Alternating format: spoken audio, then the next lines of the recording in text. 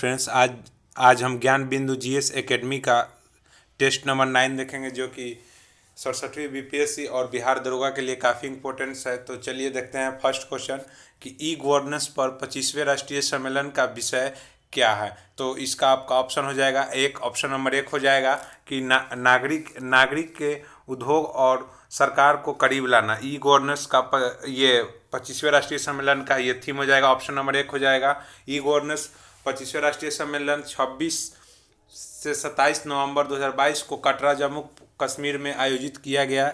इसका केंद्रीय मंत्री जितेंद्र सिंह द्वारा यह आयोजित किया गया था। अगला क्वेश्चन हम देखेंगे कि हाल ही में संपन्न T20 वर्ल्ड कप 22 का कौन सा संस्करण था। तो ये आपका ऑप्शन हो जाएगा सी, 8वां संस्करण था।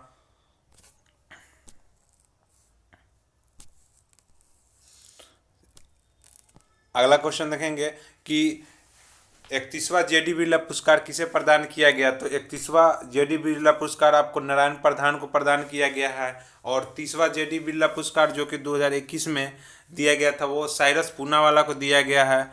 वोल्टाज मान मेडल प्रोफेसर दीपक धर को पहले भारतीय को दिया गया है। Business standard of the year award 2021 Sandeep Bakshi को दिया गया है। अगला क्वेश्चन देखेंगे कि निम्नलिखित में से कौन सा युद्धाभ्यास भारत और अमेरिका के बीच नहीं होता है। तो आपका ऑप्शन नंबर 1 हो जाएगा विश्वा वरुण अभ्यास 2022। ये भारत और अमेरिका के बीच नहीं होता, बल्कि ये भारत और फ्रांस के बीच होता है। और यह युद्धाभ्यास अरब सागर में हुआ है, जो कि नौसेना का युद्धाभ्यास है। टाइगर ट्रंप अमेरिका के बीच होता है। टाइगर ट्रंप 13वां वज्र प्रहार ये भी अमेरिका के बीच होता है, 2022 में हुआ है। और 18वां युद्धाभ्यास 22 ये भी अमेरिका और भारत के बीच होता है। अगला क्वेश्चन देखेंगे कि किनारा कैपिटल के ब्रांड एम्बेसडर हाल ही में कौन से नियुक्त किए गए हैं। तो किनारा कैपिटल के ब्रांड एम्बेसडर रविंद्र जडेजा को नियुक्त किया गया है। इसका ऑप्शन नंबर डी हो जाएगा। बैंक ऑफ बड़ौदा का ब्रांड एम्बेसडर शेफाली वर्मा को बनाया गया है, और गोवी का ब्रांड एम्बेसडर स्मृति मंधाना को बनाया गया है। अगला क्वेश्चन देखेंगे कि हाल ही में जॉर्जिया मेलोनी किस देश की पहली महिला प्रधानमंत्री बनी है। तो ये जॉर्जिया मेलोनी जो है इटली की महिला प्रधानमंत्री बनी है। स्लोवानिया की पहली महिला राष्ट्रपति बनी है नताशा पिक मुशर। तंजानिया की पहली महिला राष्ट्रपति बनी है सिमिया सुलह हसन। एस्टोनिया की पहली महिला प्रधानमंत्री बनी है काजा क्लास। अगला क्वेश्चन देखेंगे कि हाल ही में किस राज्य की रटौल आम को जीआई टैग दिया गया है। तो रटौल आम को जीआई टैग मिला है, ये आपका ऑप्शन नंबर 1 हो जाएगा। उत्तर प्रदेश को जीआई टैग मिला है रटौल आम के लिए। अगला क्वेश्चन देखेंगे कि I2U2 निम्न में से कौन सा देश इसमें शामिल नहीं है। तो ये आपका ईरान इसमें शामिल नहीं है। I2U2 आई से हो गया आपका इंडिया, और आई से हो गया आपका इजराइल, और U2 से मतलब हो जाएगा आपका यूएई और यूएसए। इसमें ईरान नहीं हो जाएगा। ऑप्शन नंबर बी इसका हो जाएगा आंसर। अगला क्वेश्चन हम देखेंगे कि विश्व प्रेस स्वतंत्रता सूचकांक 2022 में प्रथम स्थान नॉर्वे को प्राप्त हुआ है। तो वही भारत का स्थान इसमें कितना है। तो इसमें आपका भारत का स्थान हो जाएगा 150वां, यानी ऑप्शन नंबर सी हो जाएगा। और अगला क्वेश्चन देखेंगे कि हाल ही में भारत को एफडीआई प्राप्तकर्ता में कौन सा स्थान प्राप्त हुआ है। तो ये आपका हो जाएगा ऑप्शन नंबर बी, 7वां प्राप्त हुआ है। एफडीआई प्राप्तकर्ता देशों की सूची में प्रथम स्थान पर अमेरिका है। अगला क्वेश्चन हम देखेंगे कि दुनिया का शक्तिशाली रॉकेट फॉल्कन 9 को कौन से स्पेस सेंटर से लॉन्च किया गया है। तो ये आपका ऑप्शन सी हो जाएगा स्पेस एक्स, जो कि एलन मस्क की कंपनी है। स्पेस एक्स ने फ्लोरिडा के कैनेडी स्पेस सेंटर से दुनिया की सबसे शक्तिशाली रॉकेट फॉल्कन हेवी लॉन्च किया है। अगला क्वेश्चन हम देखेंगे कि समानता दिवस किस तिथि को मनाया जाता है। तो समानता दिवस आपका बाबा साहब अम्बेडकर की जन्मदिन को मनाया जाता है। ये हो जाएगा ऑप्शन नंबर 1, 14 अप्रैल का। अगला क्वेश्चन देखेंगे कि हाल ही में गांधी एंड द चंपारण सत्याग्रह पुस्तक किसने लिखा था। तो ये आपका ऑप्शन नंबर डी हो जाएगा, सुरंज दास। इसमें एकाध पुस्तक बिहार भारतीय संविधान अनकनी कहानी, ये आपके लिखे हैं राम बहादुर राय।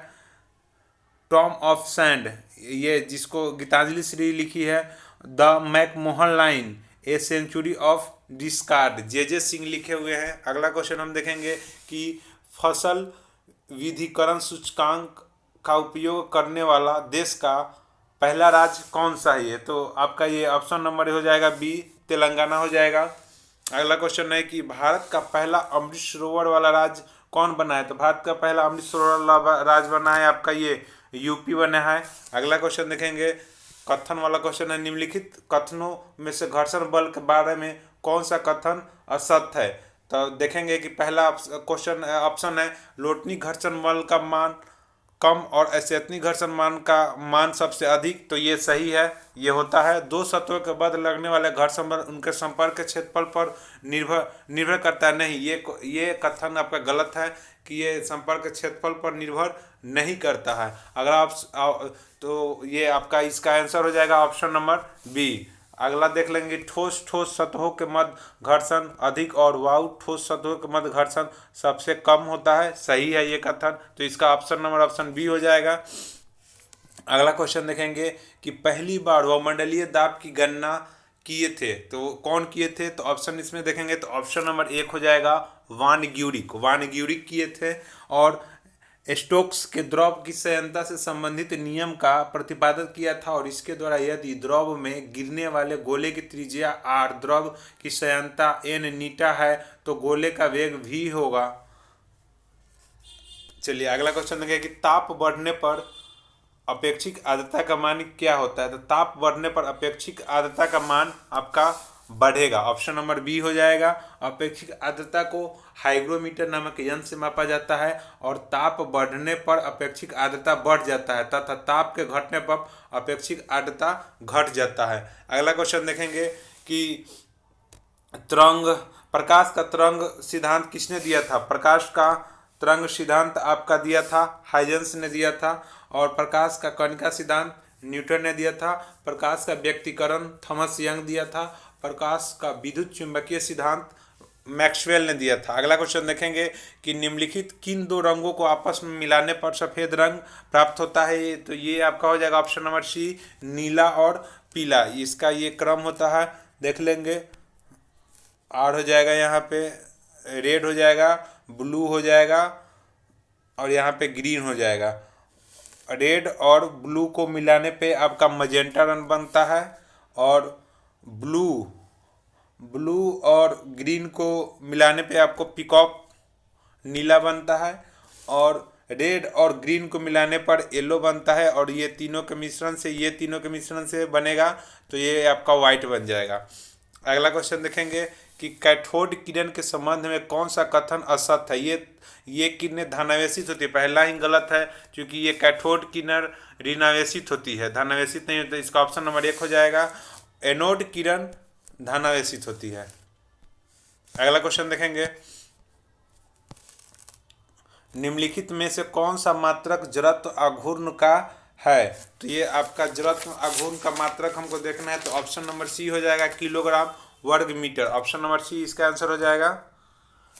न्यूटन प्रति कूलम्ब, ये आपका विद्युत क्षेत्र की तीव्रता का मात्रक है। न्यूटन प्रति मीटर, ये आपका पृष्ठ तनाव का मात्रक है। न्यूटन प्रति किलोग्राम, ये आपका गुप्त ऊर्जा का मात्रक है। अगला हम क्वेश्चन देखेंगे कि रेडियो धार्मिकता मापी जाती है, तो रेडियो धार्मिकता मापने की इकाई है, ऑप्शन नंबर इसका एक हो जाएगा, गीगर मूलर काउंटर।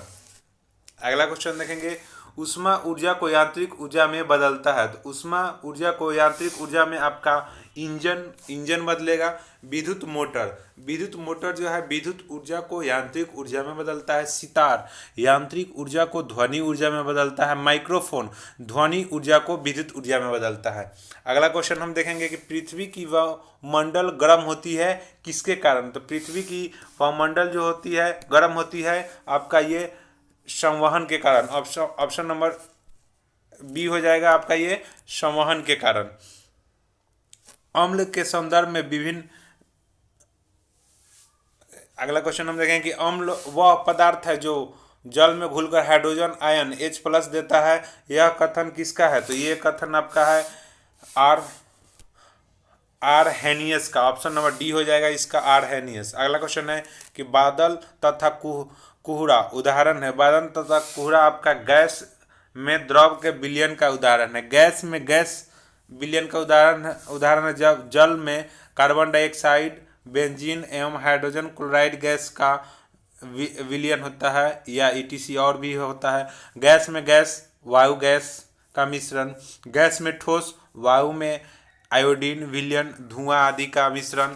अगला क्वेश्चन देखेंगे कि श्वसन किस प्रकार के दहन के उदाहरण है। तो श्वसन आपका ये मंद दहन धीरे धीरे होता है। मंद दहन का उदाहरण है माचिस की तिल्ली जलना, पटाखों का फूटना इत्यादि द्रुत दहन का उदाहरण है। फास्फोरस का जलना स्वतः दहन का उदाहरण है। पटाखों का फटना, बम का फूटना इत्यादि विस्फोट दहन का उदाहरण है। अगला क्वेश्चन देखेंगे मानव शरीर में सर्वाधिक मात्रा में कौन सा तत्व पाया जाता है। तो ये आपका ऑक्सीजन हो जाएगा, ऑप्शन नंबर सी। अगला क्वेश्चन है सीरुसाइट अयस्क है। सीरुसाइट सीसा का अयस्क है। क्यूपराइट और मेलेकाइट ये आपका कॉपर का अयस्क है। सोना का 2 अयस्क है, केलेबराइट सिल्वेनाइट्रस ये आपका सोना का अयस्क है। अगला क्वेश्चन है कि कृंतकनाशी के रूप में प्रयोग किया जाता है। तो कृंतकनाशी के रूप में आपका ऑप्शन नंबर डी हो जाएगा, जिंक फास्फेट का प्रयोग किया जाता है। अगला क्वेश्चन है कि मानव लार में स्टार्च को ग्लूकोज में परिवर्तित करने में निम्न में से कौन सा एंजाइम सहायक होता है। तो ये आपका हो जाएगा ट्रायलिन, ऑप्शन नंबर बी हो जाएगा।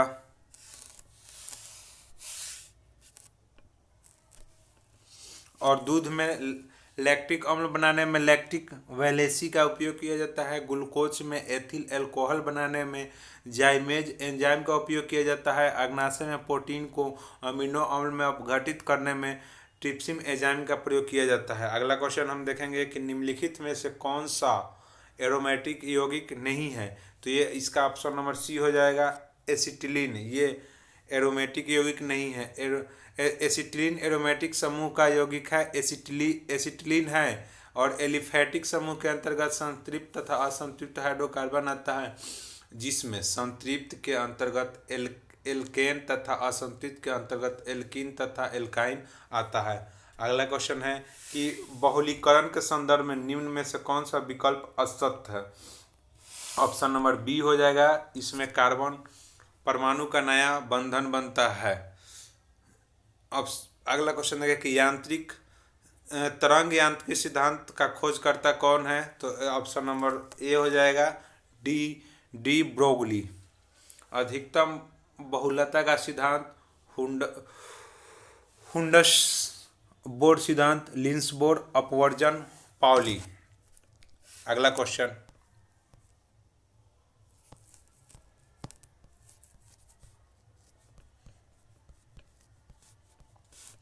सर्वप्रथम कोशिका द्रव का विभाजन शब्द किसने दिया था। तो ये आपका ऑप्शन नंबर सी हो जाएगा, वाइटमैन ने दिया था। सर्वप्रथम केंद्रक विभाजन शब्द स्केंडर ने दिया था। फ्लेमिंग ने 1882 ईस्वी में सर्वप्रथम जंतु कोशिका में समसूत्री विभाजन का अध्ययन किया था और इन्होंने ही सर्वप्रथम माइटोसिस शब्द का प्रयोग किया था। अगला क्वेश्चन है कि शैवाल युक्त साइकस की जड़ें को कहा जाता है। तो इसका ऑप्शन नंबर 1 हो जाएगा, कोलोरेडो की जड़ें। कवक युक्त पाइनस की जड़ को माइकोराइजल जड़ कहते हैं और साइकस को सांगोपाम कहा जाता है और साइकस को जीवित जीवाश्म भी कहा जाता है। अगला क्वेश्चन है कि शरीफा का कौन सा भाग होता है। तो शरीफा का आपका हो जाएगा ऑप्शन नंबर सी, फल भीति। काजू एवं शरीफा का खाने योग्य भाग बीजपत्र कहलाता है। कटहल एवं सहतूत का खाने योग्य भाग सहपत्र होता है। सेब एवं नाशपाती का खाने योग्य भाग पुष्पासन होता है।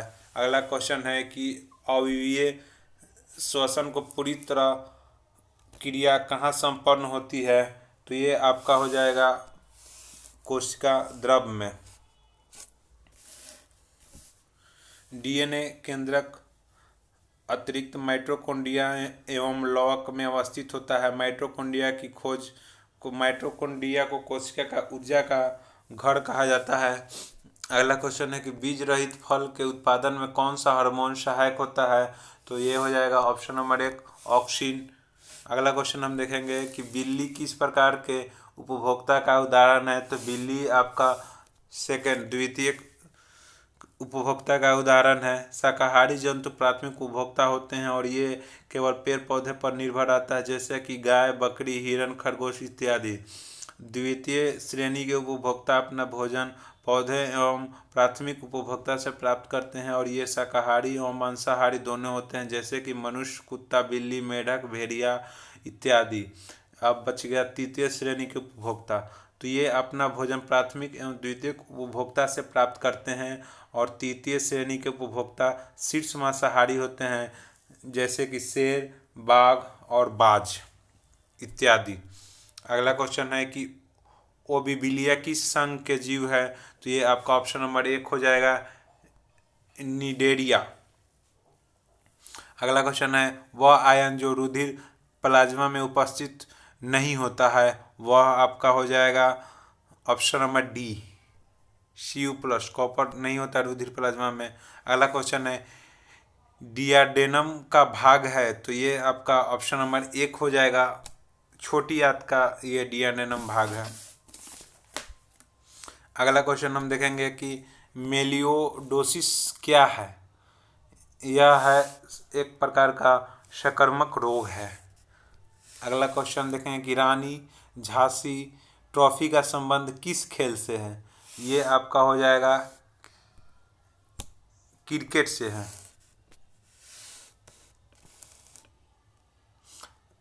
अगला क्वेश्चन है कि ब्रोकन विंग्स नामक पुस्तक के लेखक हैं कौन है? ऑप्शन नंबर सी हो जाएगा सरोजिनी नायडू जी। अगला क्वेश्चन है कि सकल घरेलू उत्पाद इक्वल डैश प्लस निवल राष्ट्रीय उत्पाद, तो इसका हो जाएगा आपका मूल्यह्रास, ऑप्शन नंबर बी। अगला क्वेश्चन है बैंकिंग लोकपाल किस प्रकार की प्राधिकारी है? तो ये आपका हो जाएगा अर्ध न्यायिक है। अगला क्वेश्चन है कि राजकोषीय घाटा शब्द का सर्वप्रथम प्रयोगकर्ता कौन थे? तो ये हो जाएगा option number B Manmohan Singh ji. अगला क्वेश्चन है 7 शील वृत्तों का उल्लेख है, ये आपका ऑप्शन नंबर 1 हो जाएगा जैन धर्म में। अगला क्वेश्चन है कौटिल्य के अर्थशास्त्र के अनुसार मौर्य कालीन न्याय व्यवस्था में निम्नलिखित न्याय अस्तित्व में थे। तो ऑप्शन है धर्म महापात्र, धर्म स्थलीय, रज्जुक, कटकशोधक। तो इसका ऑप्शन नंबर डी हो जाएगा 2 और 4, यानी 2 और 4 धर्म स्थलीय और कटकशोधक। अगला क्वेश्चन है कि पृथ्व्या प्रथम वीर उपाधि थी किनकी थी? तो ये आपका समुद्रगुप्त की उपाधि थी। अगला क्वेश्चन है कि गंग वंश की राजधानी थी आपका तालकांड। अगला क्वेश्चन संगम युगीन साहित्य लिखा गया है, तो संगम युगीन साहित्य है काव्य शैली। अगला क्वेश्चन है चोल काल के वे लाल होते थे, ये ऑप्शन नंबर 1 हो जाएगा बड़े भूस्वामी। चोल काल में व्यापारी के लिए वेगिनर्स शब्द आता है, वही दस्तकारी को वर्ग फुलेन कहलाता था। अगला क्वेश्चन देखेंगे कि निम्नलिखित कथनों पर विचार कीजिए। संतुलन का शासन व्यवस्था का शुभारंभ इल्तुतमिश के शासन काल में हुआ था। हाँ, ये आपका कथन सही है। बलबन के समय में संतुलन की सेना को हस्म ए क्लब या क्लब ए सुल्तानी कहा जाता था। नहीं, इल्तुतमिश के समय में सल्तनत की सेना को हर्ष कलब या सुल्तानी कहा जाता था। इसका हो जाएगा केवल एक सही है। औरंगजेब के काल में हिंदू मंदिरों और पाठशालाओं को तोड़ने का कार्य किस अधिकारी को दिया गया था? ये आपका हो जाएगा मुहतबिस शिव। ऑप्शन नंबर सी हो जाएगा। मीर बख्शी सेना का सर्वोच्च अधिकारी होता था। इसके पास दीवाने अरीज के समस्त अधिकार होते थे। इस पद का प्रारंभ अकबर के समय में ही हुआ था। दीवान या वजीर का नियंत्रण वित्तीय विभाग पर होता था और ये शाही खजाने का प्रबंधन और हिसाब की जांच करता था। अगला क्वेश्चन है कि मंदसौर की संधि 1818 ईस्वी में किनके बीच हुई थी? तो ये हो जाएगा होलकर एवं अंग्रेजों के बीच में हुई थी। नागपुर की संधि 1816 में हुई है। ग्वालियर की संधि 1817 में हुई है। पूना की संधि 1817 में हुई है। अगला क्वेश्चन है तूफानिए हिंद उपनाम है। तूफानिए हिंद किनका उपनाम है? स्वामी विवेकानंद जी का तूफानिए हिंद उपनाम है। अगला क्वेश्चन है एनी बेसेंट सितंबर 1916 में मद्रास में होम रूल लीग की स्थापना की। उन्होंने अपने लीग के अध्यक्ष किसे नियुक्त किया था? तो इनका ऑप्शन हो जाएगा ऑप्शन नंबर इनमें से कोई नहीं। वो सेम अध्यक्ष से कोषाध्यक्ष होम रूलिंग का जज अरुण डेल को बनाया गया था। अगला क्वेश्चन है कि हुल विद्रोह का संबंध किस राज्य में था? तो ये आपका हो जाएगा ऑप्शन नंबर एक झारखंड में था। संथाल विद्रोह को ही हुल विद्रोह के नाम से जाना जाता है। 1855-56 में झारखंड के क्षेत्र में हुआ था। इनके नेतृत्व करता सिंधु और कान्हू चांद और भैरव चार आदमी थे, भाई थे। बोअर का युद्ध किस अवधि में हुआ है? तो बोअर का युद्ध आपका हो जाएगा 1899 से 1902 ईस्वी में हुआ है। बोअर का युद्ध 1899-1902 को दौरान दक्षिण अफ्रीका में हुआ था और इसमें गांधी जी ने लोगों को चिकित्सकीय सेवा किए थे। इसके लिए गांधी जी को ब्रिटिश सरकार द्वारा 1915 में केसरे हिंद की उपाधि दी गई थी, जो कि जलियांवाला बाग के हत्याकांड के समय गांधी जी ने इसे वापस कर दिया था। हावड़ा शिवपुर षड्यंत्र केस किस वर्ष हुआ था? तो ये हावड़ा शिवपुर षड्यंत्र केस आपका हुआ था 1910 में। अगला क्वेश्चन है कि पृथक पाकिस्तान की मांग को पहली बार आंशिक मान्यता दी गई थी, कब दी गई थी? तो ये क्रिप्स मिशन प्रभाव में 1942 में दिया गया था। पृथक पाकिस्तान की मांग को पहली बार आंशिक मान्यता 1942 में क्रिप्स मिशन में मिली और इस प्रस्ताव में व्यवस्था थी कि ब्रिटिश भारत का कोई भी राज्य यदि भारतीय गणराज्य से अलग होना चाहे तो वो उसे आज़ादी मिलेगी। अगला क्वेश्चन देखेंगे कि शिव किला दर्रा किसको किसको जोड़ता है? तो शिव किला दर्रा शिमला से तिब्बत को जोड़ेगा। ऑप्शन नंबर डी हो जाएगा।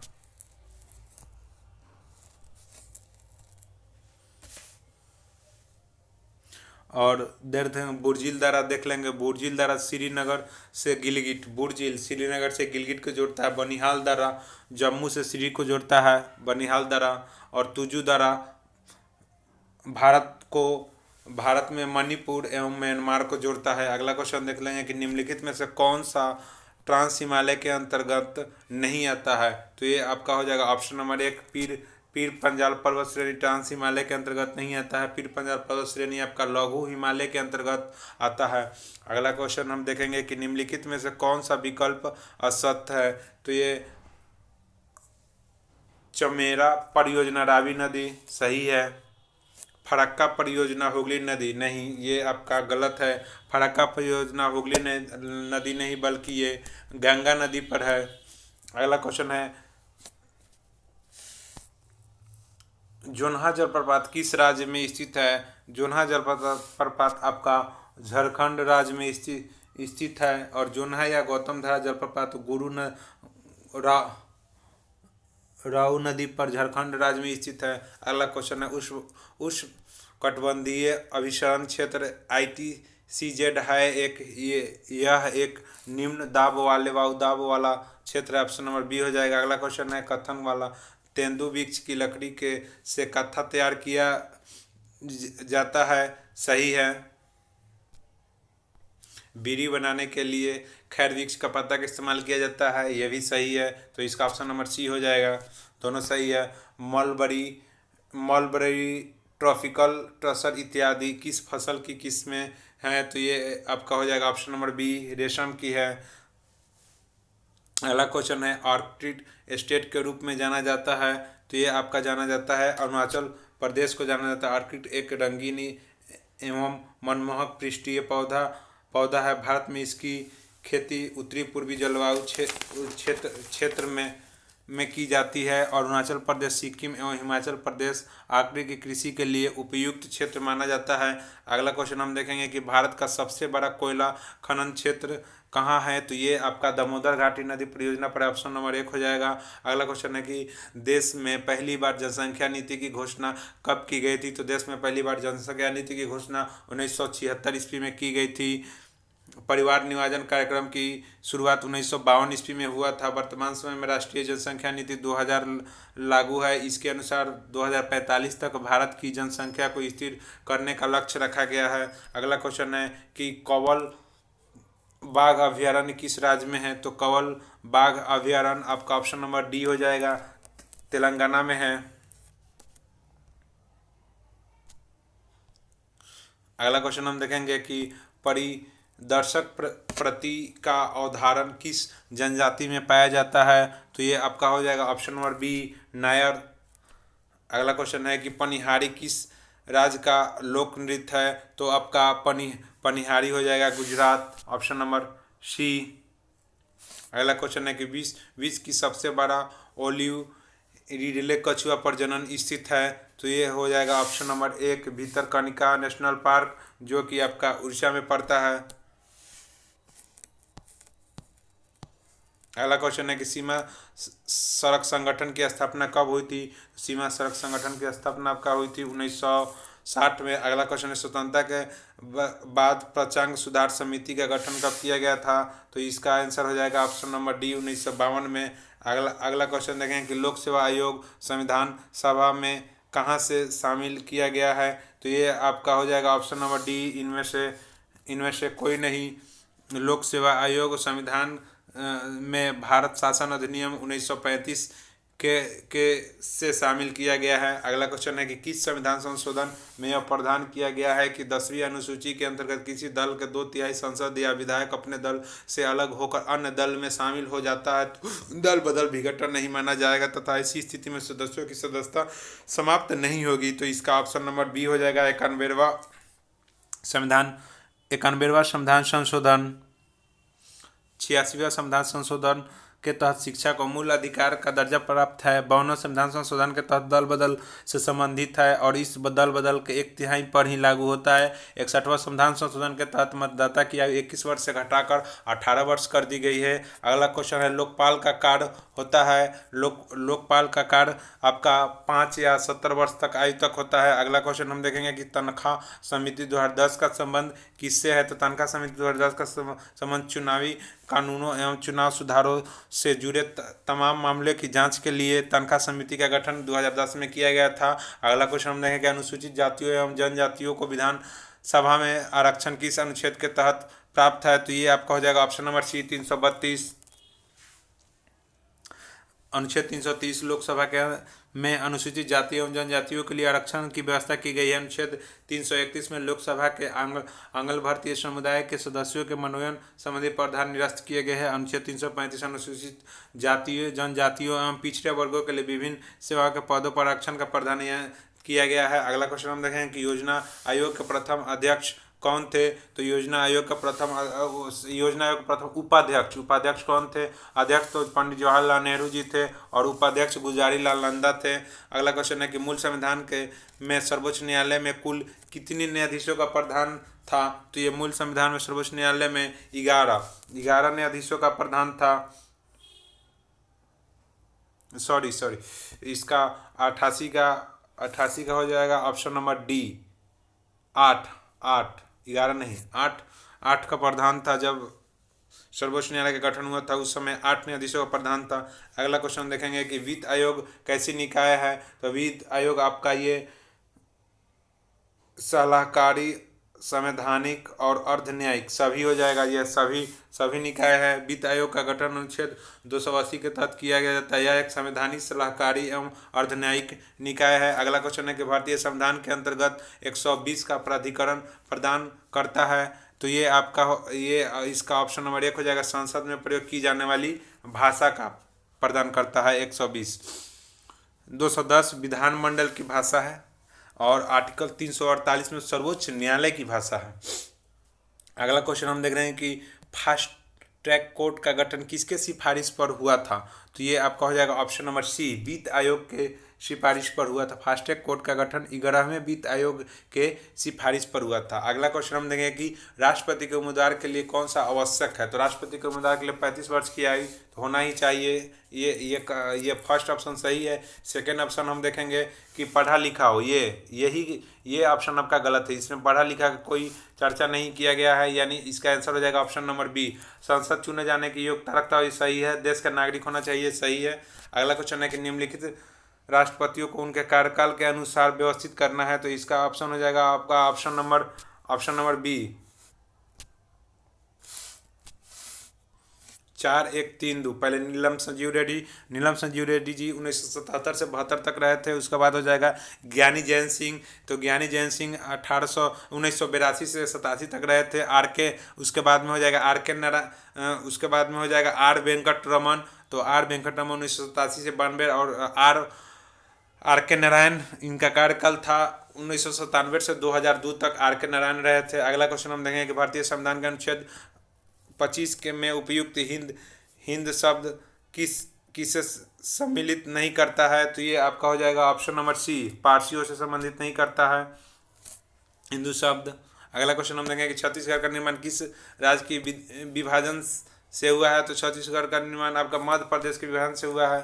ऑप्शन नंबर बी हो जाएगा। अगला क्वेश्चन ये आपका मैथ है, तो इसका आंसर हम बता देते हैं। इसका आंसर हो जाएगा आपका ऑप्शन नंबर 1। अगला क्वेश्चन मैथ है, इसका आंसर हो जाएगा आपका ऑप्शन नंबर डी, 360। अगला क्वेश्चन मैथ है, इसका आंसर हो जाएगा ऑप्शन नंबर बी। अगला क्वेश्चन रीजनिंग है, इसका हो जाएगा आपका 1। अगला क्वेश्चन पाँच का है, इसका आंसर हो जाएगा आपका डी।